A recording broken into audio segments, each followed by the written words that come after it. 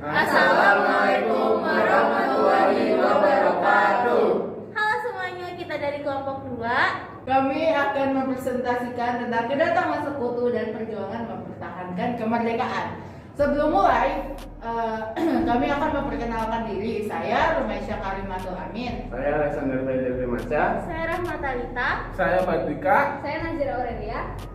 Oke, jadi ada dua jenis perjuangan untuk mempertahankan kemerdekaan, yaitu ada perjuangan fisik dan ada perjuangan diplomasi.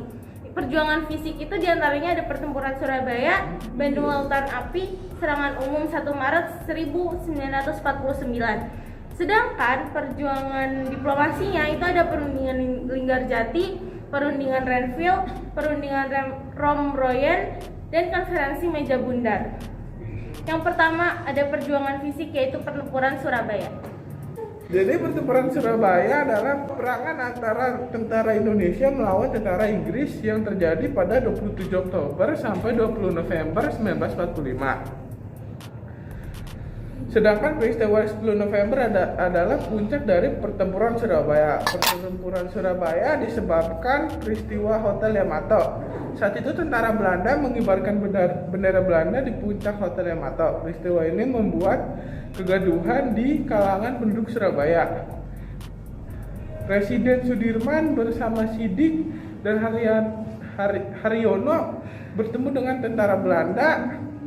WVC pelukan di Hotel Yamato dan meminta mereka menurunkan bendera Belanda. Selanjutnya ada peristiwa Bandung Lautan Api.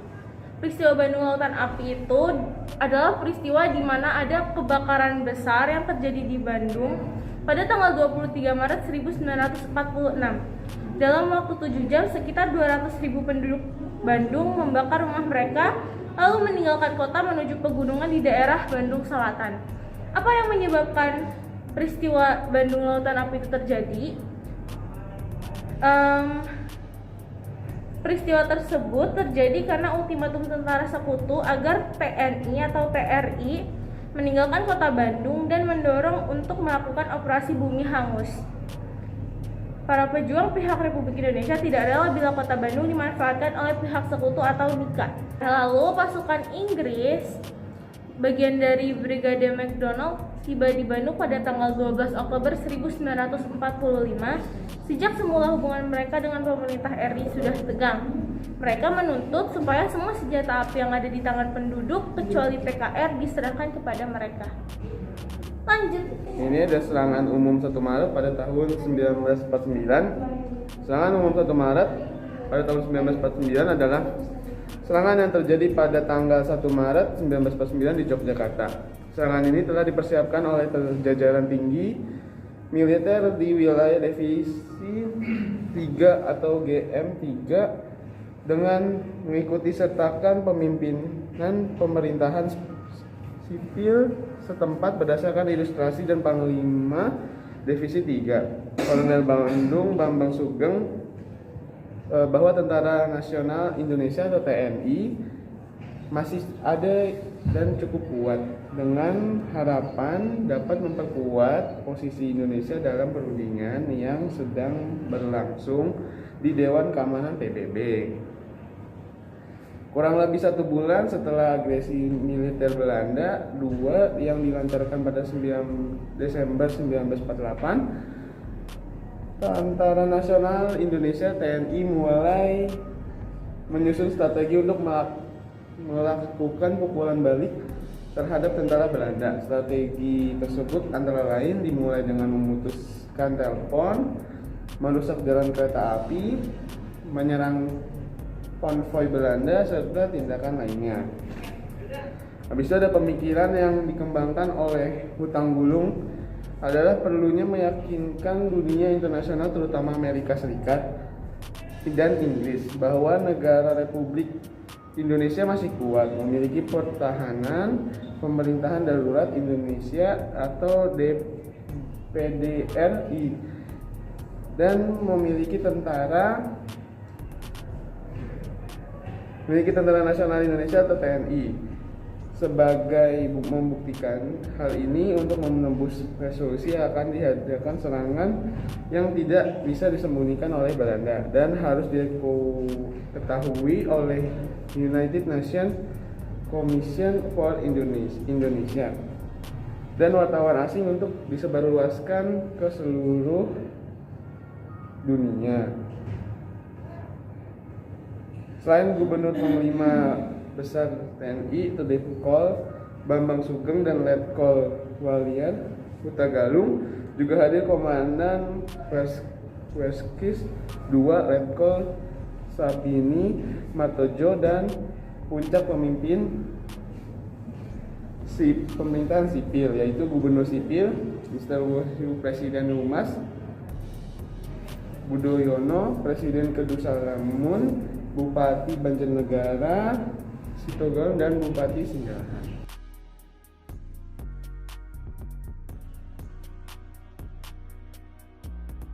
Selanjutnya ada perjuangan diplomasi.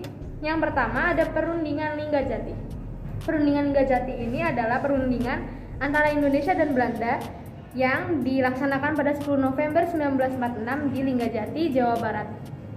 Nah, perundingan ini menghasilkan beberapa kesepakatan yang sudah ditandatangani pada 25 Maret 1947. Berikut ketentuannya, kesepakatannya.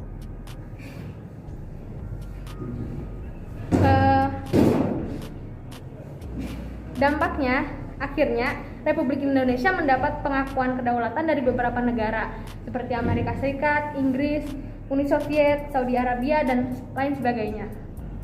Namun, Indonesia dan Belanda memiliki perbedaan penafsiran mengenai beberapa pasal persetujuan yang tadi. Misalnya, sebelum RIS terbentuk, Belanda menganggap bahwa Belanda berdaulat atas wilayah Indonesia. Sementara Indonesia menganggap bahwa Indonesia yang berdaulat sebelum RIS terbentuk. Perselisihan tersebut mengakibatkan terjadinya agresi militer Belanda yang pertama pada 21 Juli 1947. Selanjutnya ada perundingan Renville. Perundingan Renville yaitu sebuah perjanjian antara Indonesia dan Belanda pada tahun 1947 sampai 1948 di atas kapal Amerika Serikat yang berlabuh di Jakarta. Perundingan ini dimulai pada tanggal 8 Desember 1947. Perjanjian ini diadakan untuk mengatasi perselisihan antara perjanjian Linggarjati tahun 1946 dan perjanjian ini berisi batas antara wilayah Indonesia dengan Belanda yang disebut garis Landmark. Perundingan Renville ini dibuat karena Belanda dan Indonesia masih terus berkonflik karena sebelumnya kedua negara ini telah berunding dan menyusun sejumlah kesepakatan dalam perjanjian Linggarjati pada 1946. Namun, perjanjian Linggarjati belum mampu menyelesaikan pertikaian antara Indonesia dan Belanda. Selanjutnya adalah perundingan Roem-Royen.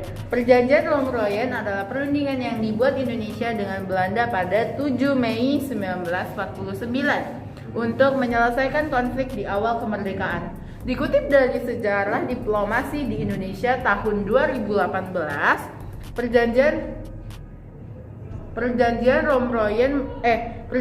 Renville merugikan Indonesia.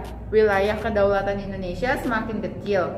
Belanda yang diuntungkan lewat perjanjian itu sendiri pada akhirnya melanggar janji.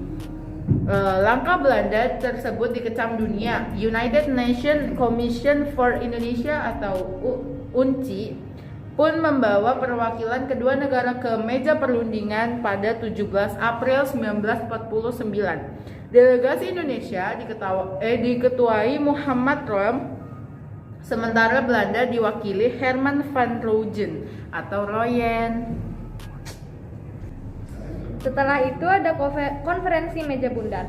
Konferensi meja bundar adalah sebuah pertemuan yang dilaksanakan di Den Haag, Belanda pada 23 Agustus sampai 2 November 1949. Konferensi meja bundar ini merupakan tindak lanjut dari perundingan-perundingan sebelumnya yang menjadi titik terang bagi bangsa Indonesia dalam upaya mempertahankan kemerdekaannya. Nah, akhirnya setelah ditandatangani pada tanggal 27 Desember 1949, pemerintah Belanda menyerahkan kedaulatan atas Republik Indonesia Serikat. Penyerahan kedaulatan ini menandakan berakhirnya masa penjajahan Belanda di Indonesia secara formal.